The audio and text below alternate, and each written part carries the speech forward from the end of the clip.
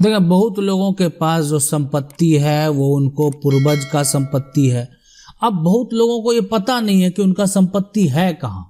इसलिए कि जब क्या हो गया कि एक समय ऐसा हुआ कि जब अंग्रेज के द्वारा सर्वे किया गया 1902 का, 1900 जो है यानी बहुत लोगों के 8 के का खतियान है, बहुत लोगों का 1900 जो है यानी 14 का खतियान है। तो ये सभी एक तरह से जमीन का दस्तावेज अंग्रेजों के द्वारा दे दिया गया।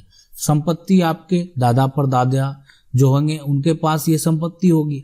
लेकिन कुछ समय बाद लोग जो है बाहर रहने के चलते या उनके पास जानकारी होने के चलते उनका जमीन किसी अन्य व्यक्ति के द्वारा क्या कर लिया गया, कब्जा कर लिया गया। अब अभी वो आ रहे हैं, उनके पास दस्तावेज है, तो बहुत लोगों का ऐसा सवाल होता है कि क्या ये हम पूर्वज की संपत्ति को प्राप्त कर सकते हैं, जो कि ये पूर्वज की संपत्ति है, क्या हम इसको निकाल सकते हैं, कोई तरीका है इसको करने का? तो बिल्कुल देखें, जो संपत्ति का टाइटल आपके नाम से आ गया, अभी ठीक है लंबे समय से कोई संपत्ति को कब्जा करके रखे हुए आप नहीं ढूंढ रहे हैं, लेकिन संपत्ति का टाइटल तो आपके पास है, तो आपके पास अधिकार है कि आप अपना दावा पेश कर सकते हैं। लेकिन वो अधिकार अब आपको कोर्ट में दिखाना होगा कि ये संपत्ति मेरी है और ये व्यक्ति गलत तरीके से कागज बना के संपत्ति को कब्जा किया होगा, या हो सकता है कि संपत्ति का अभी भी उसके पास कोई कागज नहीं होगा, वो संपत्ति आपके नाम से होगा, या हो सकता है कि गलत तरीके से दोबारा जो राज्य सरकार का सर्वे जहां हुआ वहां पर गलत तरीके से वो व्यक्ति अपने नाम से सर्वे करा लिया है। तो उन सभी केस में आप जो है दावा पेश कर सकते हैं। लेकिन अभी अगर बात करें कि आपके मन में ऐसा सवाल होगा, कब्जा कर लिया है तो क्या वो संपत्ति हमको कोर्ट के द्वारा प्राप्त होगा?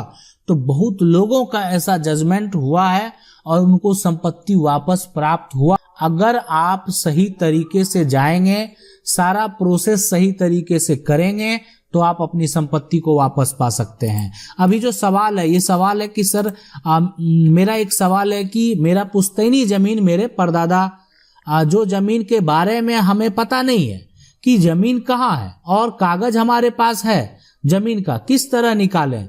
मेरे पास खतियान है। सबसे पहले तो खतियान जो आपके पास है वहां पर जो जमीन उसमें मेंशन किया हुआ है, वो किसी अमीन को बुला के ये पता करें कि वो मैप में जो जमीन का नक्शा बनाया जाता है वो उसमें कहाँ है। जमीन को जाके देखें, पता करें जमीन पर किसका कब्जा है, उससे बात करें, उसका कब्जा है तो उनके पास क्या कागज है संपत्ति का। और जब आपको ये पता चल जाए कि उस संपत्ति पे किसका कब्जा है, तो आप जो है एक तरह से उससे ठीक है, आप जाके देखेंगे कि आपको पता चल जाएगा उसके पास कागज नहीं है, तो आप सिविल कोर्ट में उसके पास जो है यानी उसके खिलाफ केस फाइल करेंगे।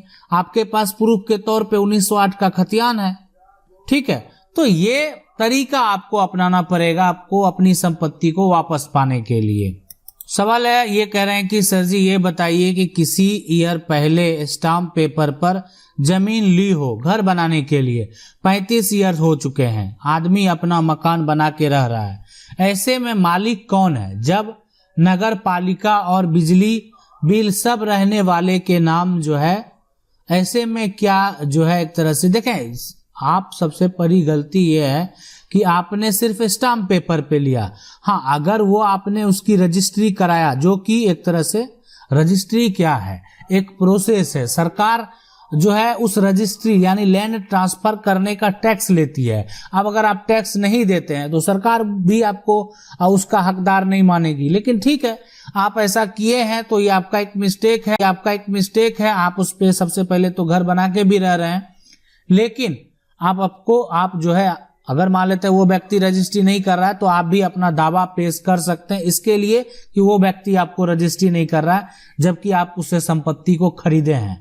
तो अभी लेकिन अगर फिलहाल कानूनी रूप से देखा जाए तो संपत्ति के मालिक आप इसलिए नहीं होंगे, इसलिए आपके पास अगर प्रॉपर दस्तावेज नहीं है, सिर्फ मकान बना के रहने से आप उस संपत्ति के मालिक नहीं है। ठीक है, आप अपना कब्जा के रूप में एडवर्स पोजीशन का दावा कर सकते हैं, लेकिन वो स्टाम्प फिर भी आपको रखना चाहिए। वो रजिस्टर अगर होता है तो सरकार के जो सरकार का जो रिकॉर्ड है उसमें भी वो सारा इंफॉर्मेशन दर्ज होता।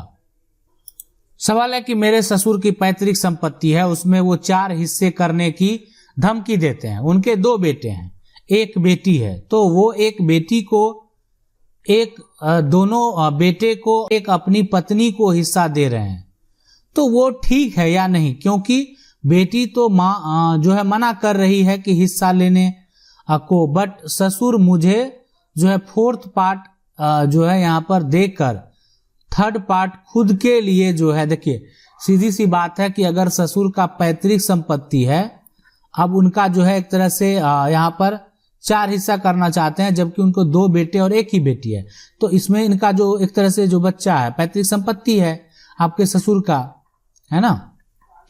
लेकिन यहाँ पर जो बेटा होगा, ये बेटा होगा, ये बेटी होगी, तो इसमें ये 3 हिस्सा तो बटेगा ही संपत्ति।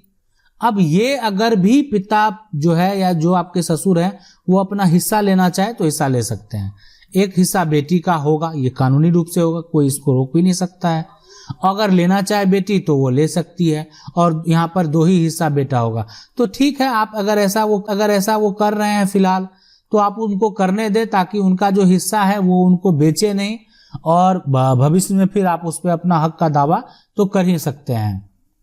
सवाल है कि सर जमीन मेरे पापा के नाम पर है और केबाला दाखिल खारिज भी हो चुका है, रसीद भी कट रहा है, दूसरा आदमी उस पर धारा 144 लगा दिया। देखें ठीक है, अगर मान लेते सारा कुछ हो गया है ना, केबाला है, दाखिल खारिज हो गया, रसीद कट रहा है, तो 144 लगा दिया है, तो आपको सामना करना चाहिए। आपके पास प्रूफ है कि आपने वो संपत्ति को खरीदा है, आपने उस संपत्ति का दाखिल खारिज भी करा लिया है।